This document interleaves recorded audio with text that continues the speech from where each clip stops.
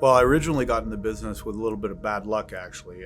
Back in 1986, I was in my first year of university at York, and unfortunately, my father passed away. I was 19 years old. My older brother was at college in Rochester University in New York. My younger brother was in high school, and we were left with a struggling business that he was trying to get off the ground, called Atlas Tube. At the time, it was losing $60,000 or $70,000 a month and had 5 or 6 employees. So it was really maybe weeks or months away from bankruptcy. And for whatever reason, myself and my brothers couldn't let it go. I mean, we just couldn't let that dream die. So we all kind of jumped in. I still tried to do night courses at the time, but that didn't work, and finish my education because it became clear that it wasn't going to be 5 or 6 hours a day on the plant floor. It was 20. I can remember sleeping, at the plant and at my desk, and sometimes even showering behind it with a garden hose, and just kept going.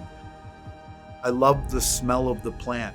I loved going home every day knowing you accomplished something. You saw the fruits of your labor. For the first 8 months, we lost money, but in the 9th month, we made some money.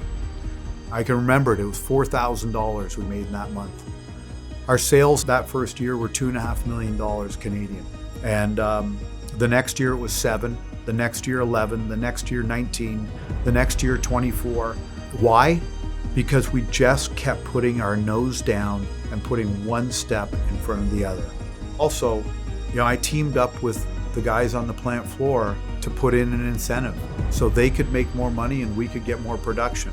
I really had an epiphany. It became abundantly clear to me that empowering our teammates was invaluable, and giving them control of their own destiny was everything.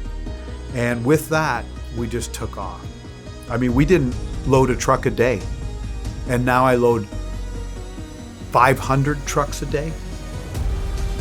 It's unbelievable. In some cases, I don't even know how we got here. But we did. I can honestly say that even though I said going to work, I don't feel I've worked a day in my life. It's my existence. As long as I'm physically able to go out on those plant floors and experience that, I'll do it till I'm 90. It's been a great ride. To be honest, I kind of feel like I'm just getting started.